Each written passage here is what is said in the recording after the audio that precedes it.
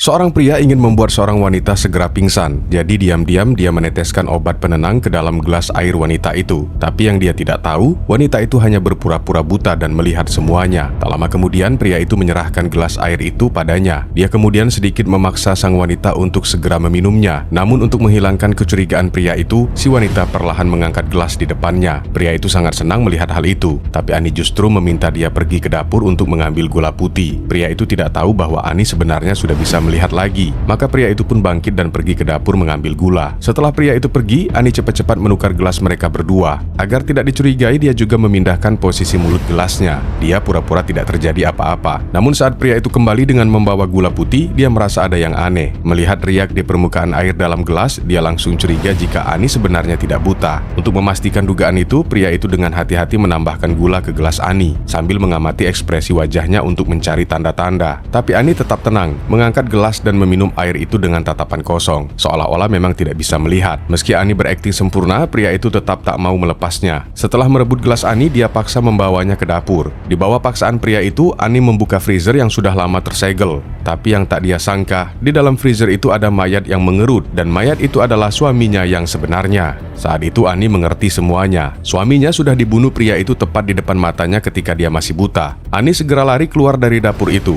Namun kecepatan Ani jauh kalah dari pria itu. Pria itu kemudian mengeluarkan kain kasa dan menutup kembali mata Ani. Ketika Ani sadar lagi, penglihatannya mulai buram lagi. Pria itu baru saja menyuntikkan cairan misterius padanya. Dalam beberapa jam dia akan kembali buta. Pria itu berniat mengurungnya di rumah. Tapi saat keluar dari mobil, Ani segera mengunci pintu mobil. Lalu dia bersiap untuk kabur mengendarai mobil itu. Namun karena penglihatannya yang kabur, dia segera menabrak. Beruntung mobilnya terhenti di persimpangan sempit, mencegah pria itu mendekat dan pria itu pun lari ke kejauhan. Namun seiring penglihatannya yang semakin menurun, kecepatan Ani juga melambat. Pada saat yang sama, pria itu sudah mengejar dan datang ke rumah tetangga menggunakan tali. Pria tua di rumah itu ternyata juga buta. Ani segera memintanya untuk menghubungi polisi. Namun saat mereka akan menelpon, suara mengeong yang dibuat sang pria tiba-tiba terdengar lagi. Pertanda si pria sudah mulai dekat, dan Ani pun semakin panik. Pria itu semakin mendekat langkah demi langkah. Dengan putus asa, Ani menghadangnya sambil membawa belati. Tapi tak disangka, si pria tua pemilik rumah itu menyerang pria tersebut dari belakang.